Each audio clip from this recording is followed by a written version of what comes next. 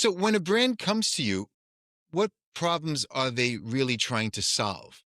They need to sell. That's it. They need to sell. They need someone that's going to make the money scale. So I've helped a lot of companies, a lot of brands, whether they're unknown indies or, Right. major. And then I work across all verticals. So I've done content for everything from automobiles, HelloFresh, DraftKings, Candy Crush. I mean, you name it. Black Lane Limousine, travel, leisure, wellness, mother things, home cooking, all kinds of things, fashion. So what's the difference between someone who performs for the camera and someone who connects through it? So I always say when the topic comes up, I always say, when we're talking about movies and acting, and if somebody's like asking me like questions about acting and what do I do and whatever. So I just say, this is what I say to them because I feel like it just sums it up. Who's your favorite? Let's take a guy. Like, who's your favorite actor? I like You're gonna Christian Bale. Okay. What you're seeing in some type of interpretation is, and what you're loving in essence is the personality, but you're seeing his personality, and this is differentiates an A-lister from anybody else that you're seeing and watching in Off-Broadway or wherever. He's really working with Christian Bale, the essence of Christian Bale, and on many different levels, and with depending upon what character he's playing. But at the end of the day, that's where he's starting and that's where he's ending. And that's where highly trained professionals that's why they succeed. It's not an easy thing to do. That's what I'm working on. And that's my training is I'm working on my personality, and how I can become better. Very specific areas, very specific. I think you get it. Have you ever faced a moment that changed everything? A loss, a new path, or an awakening that forced you to rewrite your life? Pivot Point is a podcast that explores those stories. I'm Nick Michael. We'll dive into how pain can spark growth and how crisis leads to clarity. Subscribe to Pivot Point today. Welcome to Pivot Point Strategy for Change. I'm Nick Michael. There is a particular kind of courage that doesn't get talked about enough. Not the courage of starting something from nothing. We celebrate that all the time. The courage I'm thinking about is quieter and, I would argue, harder. It's the courage to look at everything you've built, everything you've trained for, everything you've sacrificed to become good at, and ask yourself whether the world you built it for still exists. That question doesn't come with a clean answer. It comes with discomfort. It comes with doubt. And for most people, it comes at a moment they didn't choose. When the industry shifts, when the path narrows, when the room you've been trying to get into for years suddenly doesn't look the way you thought it would from the outside. My guest today is Stacy Kessler. Stacy knows that moment very well. She's lived it, and what she did with it is the reason we're having this conversation. Stacy spent decades doing what most people only dream of: off-Broadway stages, network television, national campaigns with some of the most recognized brands in the country: Capital One, Verizon, Lancôme, Mercedes-Benz. She's appeared on NBC, the Discovery Network. She built the kind of career that looks, from the outside, like the goal. And then she did something most people in that position don't do. She kept going, not by chasing more of the same, but by asking a harder question. What is this actually preparing me for?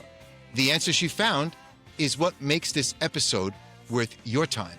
Because what Stacy discovered is that the skills she spent a lifetime building, presence, timing, the ability to make something feel real rather than perform, to make an audience believe rather than just watch, those aren't just entertainment skills. They're human skills. And right now, in a world where brands are drowning in content and starving for connection, those are exactly the skills the market is asking for. She didn't pivot away from her craft, she translated it. And that distinction matters more than it might seem, because translation is not the same as reinvention. Reinvention asks you to become someone new. Translation asks you to finally understand who you already are and trust that it's enough. There's something else about Stacy that I want you to hear before we get into the conversation, because I think it's the piece most people miss when they try to understand why some pivots work and most don't. Throughout her entire career, not just at the beginning, not just when she was figuring things out, she has worked consistently with an acting coach every week, one-on-one. She has never stopped training, and she'll tell you this is not incidental. It's the engine. It's the discipline beneath the visibility. It's the thing nobody sees that makes everything people do see possible. That's what we're going to talk about today. Not just what Stacy has done, but how she thinks, what she understands about human attention that most marketers are still trying to figure out, what it actually takes to create content that connects rather than content that simply exists, and what the pivot looked like from the inside, not the polished version, but the real one. This is Pivot Point Strategy for Change. I'm Nick Michael. Stacy, welcome. So nice to have you here on Pivot Point Strategy for Change. Hi, thank you for having me. It's great. As you know, thank you. As you know, our lives are shaped by a series of pivot points, moments that we can turn and return to and reflect on from different angles over time. But today, I'd like to focus on one that stands out for you. Can you take us back to a defining pivot point in your life, the moment, the decision, or realization that fundamentally shifted your direction and changed everything? I mean, I thought it was a series of moments because your introduction was great. It summed it all up. I don't really even need to say much more. No. But that's exactly kind of what happened. I mean, honestly, it kind of happened without me making it happen. So here I am auditioning even more and more for roles, in TV, film. Everything's turned to streaming these days. So, I mean, whatever modality you want to refer to it as. But, myself, I identify myself as an actor, and that's what I enjoy. I enjoy film and TV and landing those kind of roles.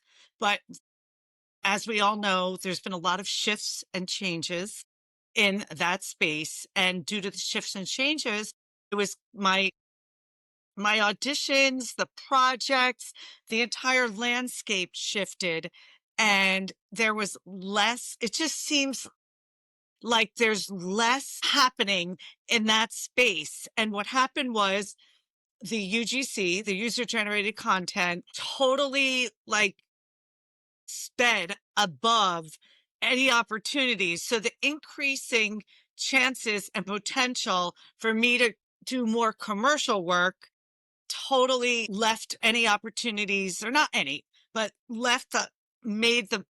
minimized the opportunities for film and television. And it's not like I'm not doing anything differently as far as my reach to secure roles, but really, I don't look at it any differently, which is all part of my training.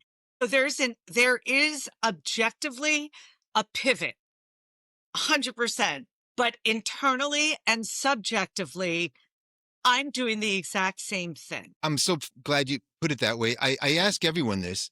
Did your pivot feel like a loss, a relief, or some complicated mix of both or something else? Tell us a little bit about it. It was an evolution. Yeah.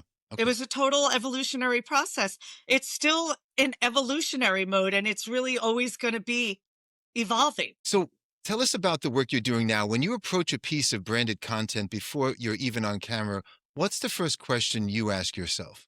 Okay.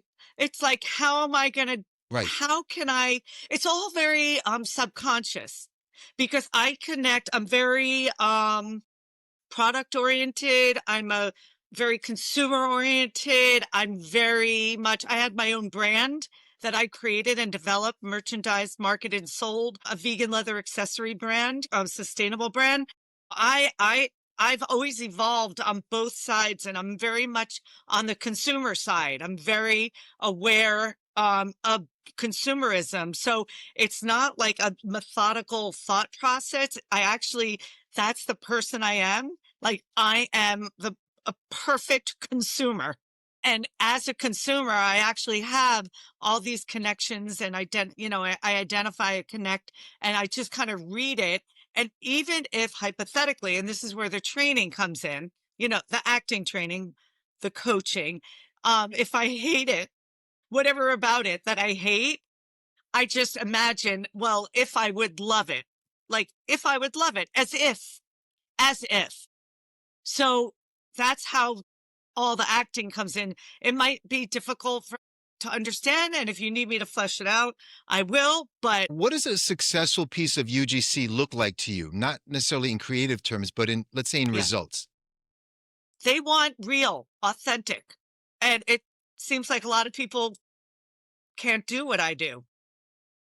So I'm able to nail it, that real, authentic delivery, whatever the product. I know authentic is a word that gets used constantly right now. Everyone wants it. Everyone claims it. What does authentic actually mean to you in practice? What does it look like when it's missing? What does it look like? Well, for me, because I've been doing this so long, whether it's a year or two or whatever, like consistently, like on the daily, I don't work at being authentic. And that's all part of my training. So before I hit go, I'm already there. I'm authentic. I understand what the ask is, and I'm already giving the ask. I'm already prepared to give the ask before anybody hits go.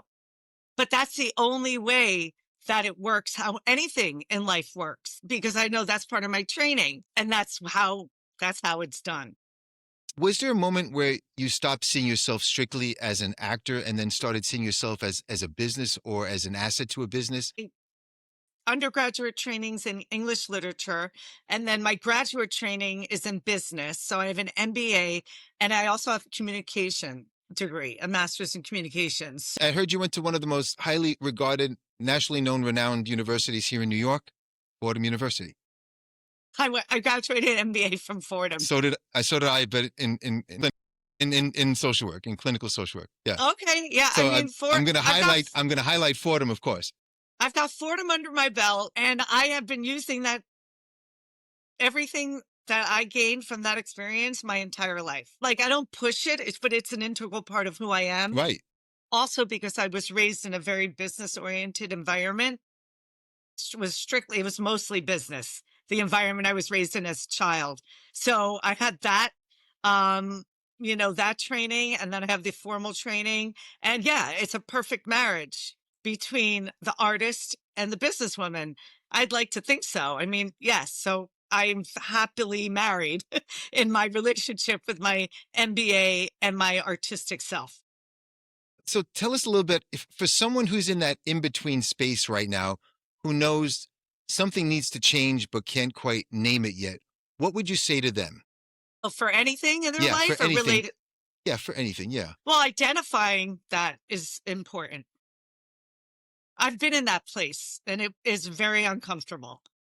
Very uncomfortable.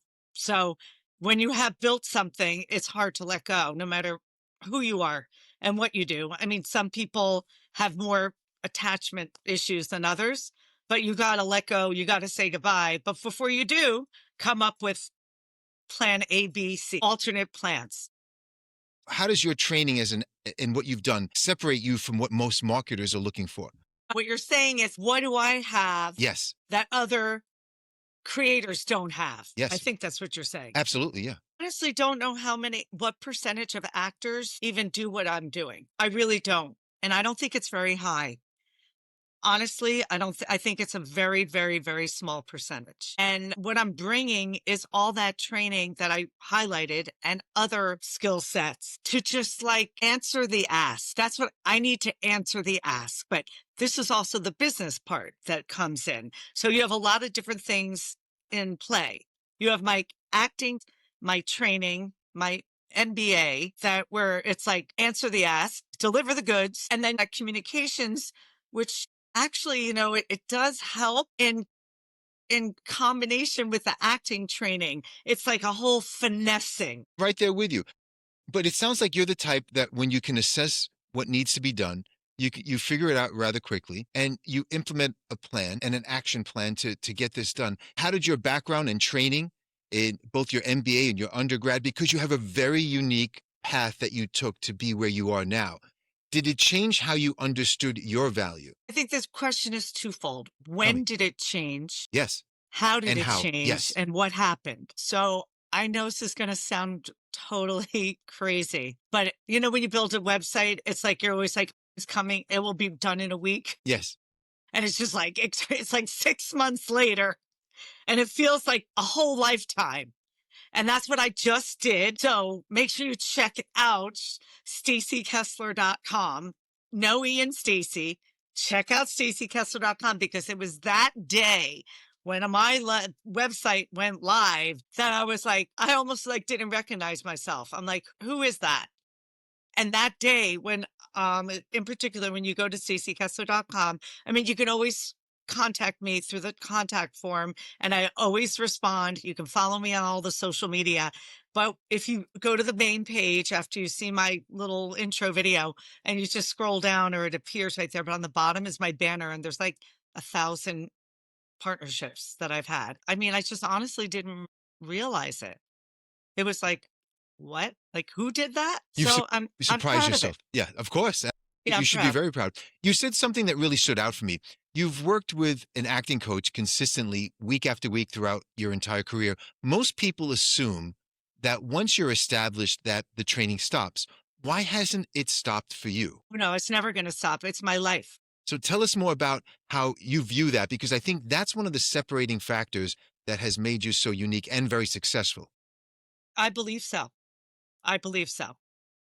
I mean, and it's an ongoing job. I mean, it's work. It's literally a full-time job. So we work on personality primarily, although there's many other facets and dimensions to working.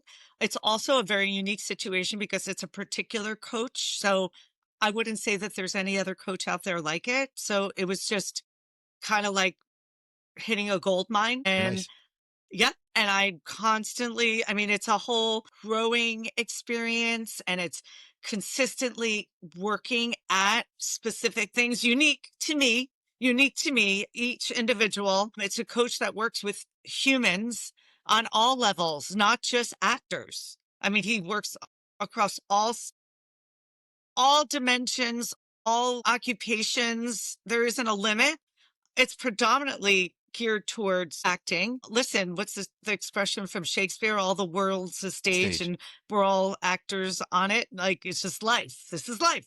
So what does that work actually look like today? When you walk into that room each week, what are you working on and how does it translate into the work that you're doing with brands? Well, okay. So whether it's a brand, whether I'm working with you, whether I get a huge opportunity with a Hollywood producer, like to me, there is no differentiation. It's my work ethic, what I have to give and what I can deliver for the deal, whatever the deal is. But, if you asked me 10 years ago, I wouldn't be able to articulate that and I wouldn't be able to do it. And I wouldn't have the wherewithal on how to do it and how to execute. So it doesn't matter what it is. I go in there. If it's a job, if it's something, there's expectations of me. I would like to exceed all expectation. You're listening to Pivot Point Strategy for Change. If today's conversation resonated with you, take a moment to subscribe to the podcast and leave a review. It truly helps others find the show and supports the work we're doing here. You can find Pivot Point Strategy for Change on Spotify, Apple Podcasts, or wherever you get your podcasts. And if you'd like a deeper dive into the work we explore on the show, I invite you to visit my Substack page where I share in-depth articles and reflections. So you've called the ongoing coaching the missing ingredient in how most people understand performance. What does that consistency give you that you couldn't get any other way? It's the type of training that I'm getting. There's millions of coaches in all walks of life. I just got lucky. So I got lucky because I found somebody that is literally has taken me through an entire process of personality development, career, which translates to career development, which translates to overall a better life and on all areas, on all points. So do you feel a difference in the work that you're doing when you're actively training versus when you're not? And how does that I'm always you're training always every training, single so day, every day. how does that show up on the camera, especially when you're doing, short form content? I'm curious. How does that impact you in the work that you're doing? I'm a professional and I know I can deliver the goods. So it's a lot of pressure, whether it's a short film that I just did in Brooklyn and I'm the brand ambassador and, non-union situation, and I'm not really getting paid, or I'm getting $2,000 for a brand deal to create content. I don't treat anything any differently because it's my work, it's my name, but I'm also representing my entire community of everybody else who I work with my acting coach and everybody else who's hired me. So I have a high standard that I need to make sure I maintain across the board. And I don't want to ever let anybody down. I want to exceed all expectations. I hear that. It certainly shows that you have a high level of integrity and persistence and a passion to keep the work going and the work that you have yourself, and you're true to yourself. So what's the difference between someone who performs for the camera and someone who connects through it? So I always say when the topic comes up, I always say when we're talking about movies and acting, and if somebody's like asking me like questions about acting and what do I do and whatever, so I just say this is what I say to them because I feel like it just sums it up. Who's your favorite? Let's take a guy. Like, who's your favorite actor? I like You're gonna Christian Bale. okay. What you're seeing in some type of interpretation is, and what you're loving in essence is the personality. I haven't yet met Christian Bale. Okay. But you're seeing his personality and he is, and this is differentiates an A-lister from anybody else that you're seeing and watching in Off-Broadway or wherever. He's really working with Christian Bale, the essence of Christian Bale, and on many different levels and with depending upon what character he's playing. But at the end of the day, that's where he's starting and that's where he's ending. And that's where highly trained professionals are. That's why they succeed. It's not an easy thing to do. It's not easy, but that's what I work on. That's what I'm working on. And that's my training is I'm working on my personality and how I can become better. Very specific areas, very specific, but I think you get it. No, I hear you. So when a brand comes to you, what problems are they really trying to solve? They need to sell. That's it. They need to sell. They need someone that's going to make the money scale. So I've helped a lot of companies, a lot of brands, whether they're unknown indies or, Right. major. So is there a common thread in the brands that are the best fit for you? Well, I've been doing a lot of beauty content, like anti-aging. Hmm. That's like one of the biggest areas, right? And has been, is, and will be. So I do a lot. I mean, I do other things, but just a lot of foundation, primarily foundation. I have good skin. I take care of myself. So, it reads well on camera. That's the number one area.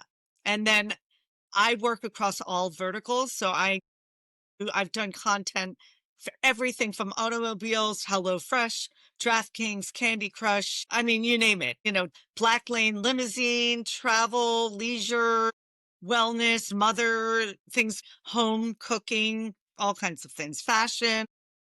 So what separates brands that understand how to use someone like you from the ones that don't? I mean, there's so many different ways for people to get content created. So some go through the top ad agencies, some go through PR, some go through, digital media agent. I mean, it's just such a huge market. I walked into my local digital media marketing firm right here, in Flatiron, and the new creative director, he was like, he wanted to meet me, and we shook hands, and I was so excited to meet him. He said to me, Stacy, I need you to help me how to find more people like you. Hmm. And I cracked a joke, and I'm like, well, I don't know how easy that's going to be. And he So, laughed, and we never spoke about it again. so what do you wish more people understood about UGC and branded storytelling that they tend to get wrong? I mean, it's kind of like either you got it or you don't. I just think it's like, it's all about, it's that 10 seconds. It's all in that 10 seconds. I mean, if you got it or you don't. I mean, if you can deliver the goods, you're in. But there's only certain people that can do that really well. And when someone is getting something wrong, what do you notice first? Is there anything that's glaring that stands out? Well, I mean, I do podcasts and everything with yeah. So your question is, what are they doing? I mean, they're fake. They're not able to deliver Mm. authentically. It's not performative. We're not doing, Broadway or off-Broadway. It's not performative. There's nothing performative.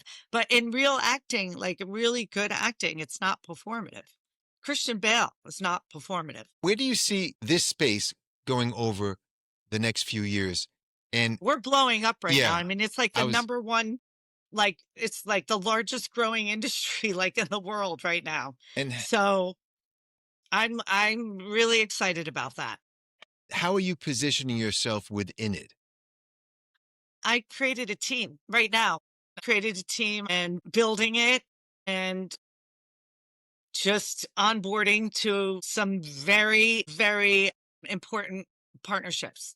I'm onboarding with some very important players Sounds very exciting. right So, now. for someone who has creative skills, performance, communication, presence, but hasn't figured out how to make them marketable, where do they start? What's the first honest question they need to ask themselves? You mean somebody who wants to become a UGC Yeah, creator? yeah. Well, here Yeah, let's go right there. the $1 million value I can give you, all of you, is Pillar Creative. Pillar Creative. Okay. That's pretty much your answer right there. It's an app, and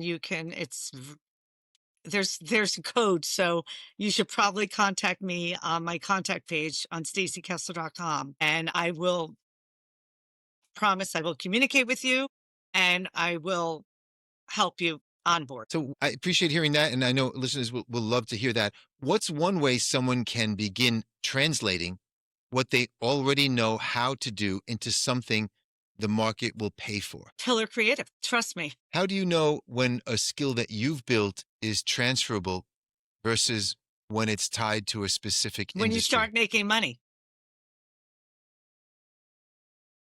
So if you had to describe what you do in one honest sentence, not a pitch, just the truth, what would you say? If I had to describe what I do as a creator, it's just authentic. It's just authentic.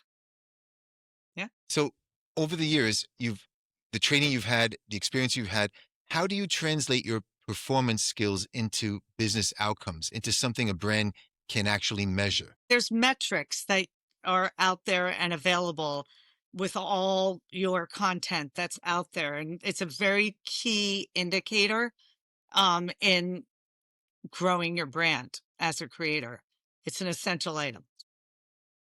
So in your experience, what actually makes someone stop scrolling, not clickbait, but real engagement? What makes someone I mean, a pretty face with a mind behind it. is there any way that you approach it differently, the audience, as compared to a traditional, a typical marketer might? Well, right now, that is what marketing is. Back a few years ago, or that isn't what marketing was, but that's what marketing is. It's just authentic delivery. Is there anything else that you find in the work that you're doing that has been challenging that you never thought you were able to accomplish, but you were able to do it? And how did that turn out? What made it work for you? Just keep on going. I just keep on working on my personality day Mm. in and day out. Just keep on working. Full-time job, full commitment. Are there any specific kinds of people out there that work with you who are looking for a style or a specific type of approach to the work that you're doing that separates you from others? I think I've got all the ingredients. I've got what it takes to do this. Mm. I have all the ingredients all curated like a recipe. It's kind of like I'm exactly what they're looking for across a lot of verticals. Yeah, so I'm lucky. I mean, stuff that I've worked on, DNA, genetics, and all this work that I put in, all wrapped up in one. That's wonderful. Is there anyone out there that you want to give a shout out to or compliment any of the things that you've done over the years? Props to David Vadim, the coach, and pushing Pillar Creative, Jack Davidson. Anything about your own personal experience that would be valuable for others to hear that you'd like to share? But just say, listen, passion is important. You got to do what you love. The proof is in the pudding. And I would say, just don't give up. I mean, just keep on at it. It's got to eventually, you're going to see success. Just don't give up. Well said. I'm always very impressed with that. So I want now to thank you for joining us here on Pivot Point Strategy for Change. I want to sit with something that you said for a moment before we close, because I think it deserves more than just a passing reference. The idea that ongoing coaching, consistent, disciplined, weekly investment in your craft. Right coach. The right just coach. Like everything in life, right? Yeah. It's got to be the right people. Surround yourself with the right people. Surround yourself with successful people. So the right coach, and of course, surrounding yourself with successful people, professionals in the field. That's not how most people think about it, but most people see training as something you do until you're good enough to stop. But You're never good enough. Yeah.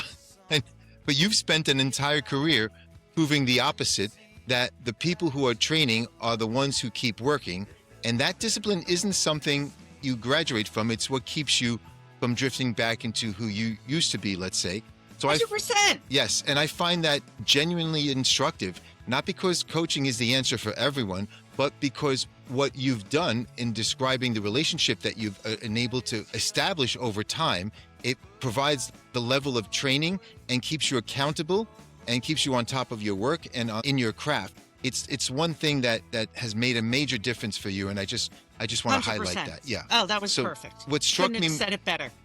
So what struck me most about what we've talked about here is that the pivot that you made from traditional performance into brand storytelling and UGC work wasn't really a departure. It was really a recognition, a moment of seeing clearly what you had been building all along and understanding that it had value in a context that you hadn't really considered yet until you finally made that leap. The craft didn't change, the application did. And I think that's the pivot point I want to leave listeners with, because a lot of us carry skills that we've been applying in one direction for so long that we've stopped seeing them clearly. We've stopped asking whether they could do something else, reach for something else, solve something else. It could mean something else in a context that you haven't tried yet. But your story is really, it's not a blueprint that anyone can copy, but your path is unique and it's yours. But the principle underneath it, the translation, is more powerful than reinvention. Exactly. That's what you've been able to build, which is remarkable. So I want to compliment the work that you've been doing and applying it. And so the pivot isn't always about becoming something new, but really about finally trusting what you already are, and that belongs to you, and that you're willing honestly to look at and dive deeper into becoming the more authentic self that you are, which is amazing. So for those listening, if something in this conversation landed for you, take a moment and turn inward rather than back to the interview. Think about a point in your own life, not in your resume, not your achievements, but a specific moment, a moment where something no longer fit, where staying the same started to feel more uncomfortable than changing.